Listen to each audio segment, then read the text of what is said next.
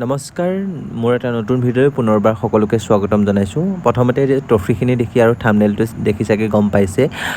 ৰামধেনু dance একাডেমীৰ ৪ৰ্থ বাৰ্ষিক প্ৰতিষ্ঠা দিৱসৰ লগত সংগতি ৰাখি সদৰ অসম ভিত্তিক সৃষ্টিশীল নৃত্য প্ৰতিযোগিতা আৰু চিত্ৰাংকন প্ৰতিযোগিতা আয়োজন কৰা হৈছে। তাৰ বাবে আগদিনাখন আমি ট্ৰফিখিনি বজাৰ কৰিবৰ কাৰণে গ'লোঁ। প্ৰথমে আমি যেনেকৈ আশা কৰিছিলোঁ এইবাৰ প্ৰতিষ্ঠা দিৱসটো পাতিম বুলি, তেনেদৰেই প্ৰথমে আমি যিমান পাৰোঁ চেষ্টা কৰিছিলোঁ, কিন্তু অৱশেষত মোৰ ঘৰুৱা সমস্যা এটাৰ কাৰণে যেনেকৈ ভাবিছিলোঁ তেনেকৈ কৰিব নোৱাৰিছোঁ। যদিও চেষ্টা কৰিছোঁ কাৰোৰ পৰা মানে কথা নুশুনাকৈ আমি কম্পিটিশ্যনখন আয়োজন কৰোঁ, সেয়ে ভাবি আগদিনাখন আমি ট্ৰফিখিনি বজাৰ কৰিবলৈ গ'লোঁ।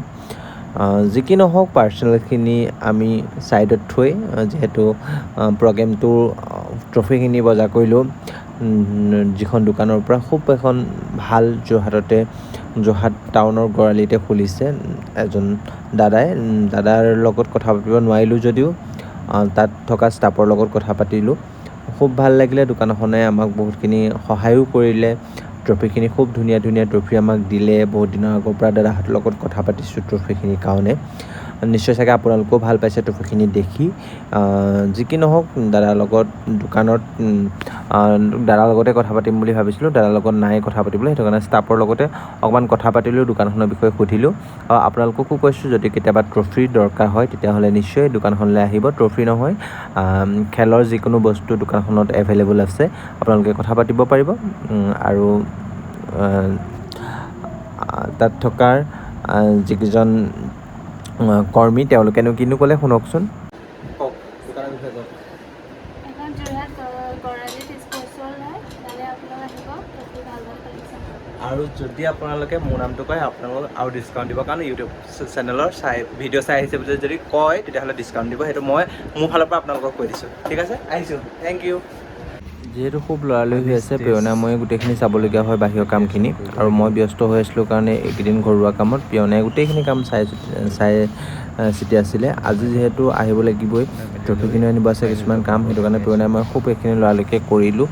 কৰাৰ পাছত ষ্টেজ আহি পালোহি। ষ্টেজলৈ আমাৰ এই টিপচীকেইজনী আহি পাই গৈ তেহেঁতক কিছুমান দায়িত্ব দিয়া হৈছে। দায়িত্বখিনি কি দিছোঁ শুনকচোন।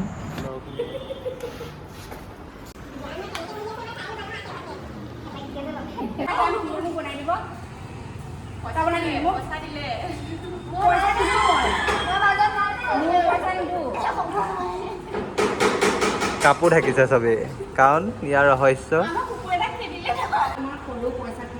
আৰু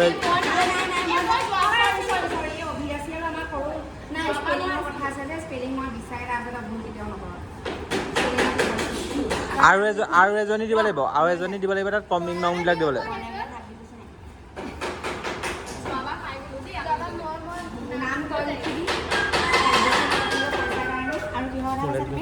আৰু তই লাল চাহকাপ খাবি, আৰু দুকাপ দিলেই হ'ব। আৰু এজনী ছোৱালী ৰাখিবি কমিং নংবিলাক দিবলৈ, সেইটো অকল কমিং নং দিয়া দায়িত্ব এটাই।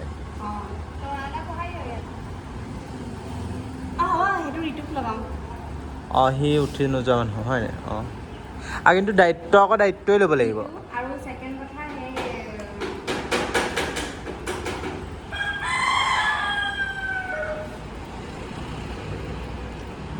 দায়িত্ব ভাগ বিতৰা হৈ আছে দেই।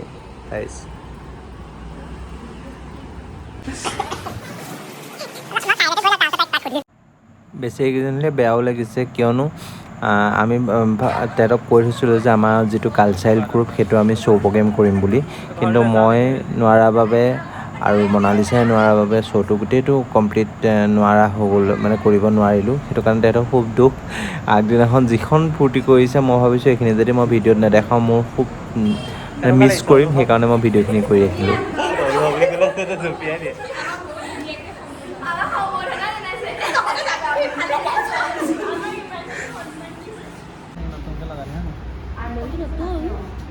ইমান দেৰিকৈ অহা কাৰণ এক্সাম আছে নে আছিলে? কেনেকুৱা হ'ল? কাইলৈ এক্সাম?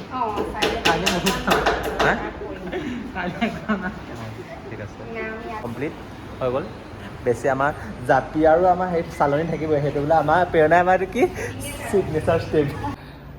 যিহেতু মোৰ প্ৰগ্ৰেমৰ কাৰণে এৰেঞ্জ কৰোঁতে এইবাৰ অকণমান খেলি মেলি হ'ল আৰু মোৰ যিহেতু মোৰ লাইনটো প্ৰফেচনেলি মই মেকআপ আৰ্টিষ্ট বুলি সকলোৱে মোৰ ইউটিউব চেনেলৰ মানুহখিনি জানি সেইকাৰণে আমাৰ যোৰহাটৰ দুগদুগী উৎপল দাৰ লগত মোৰ যথেষ্ট ভাল আৰু তেওঁ মোৰ সাংস্কৃতিক দিশটো ভাল পায় তেওঁ মোক এটা সৰু এটা উপহাৰ দিছে এইটো প্ৰগ্ৰেমৰ কাৰণে আমি এইটো ক'ত ইউজ কৰোঁ সেইটো আপোনালোকে নিশ্চয় গম পাব পাছত এতিয়া যোৰহাটৰ যিটো গড়আলিত আছে সেইটোত ভাইটি এজন থাকে ভাইটিজনৰ খুব ভাল মোৰ এয়া থেংক ইউ উৎপল দা আৰু থেংক ইউ দুগদুগী ইমানখিনি মোক হেল্প কৰাৰ কাৰণে থেংক ইউ ছ' মাছ আৰু যোৰহাট আশীৰ্বাদ চিল্কেও আমাক অসমীয়াৰ স্বাভিমান কেইবাখনো গামোচা দি আমাক ৰামধেনুক সহায় কৰিছে তাৰ বাবে বহুত বহুত ধন্যবাদ আশীৰ্বাদ চিল্ক হাউচ যি কি নহওক ৰাতি 10টা বজাত আমাৰ সদায় কামবিলাক লাষ্ট মমেণ্টলৈকে থৈ যায়গৈ এইটো একে অৱস্থা প্ৰেৰণাই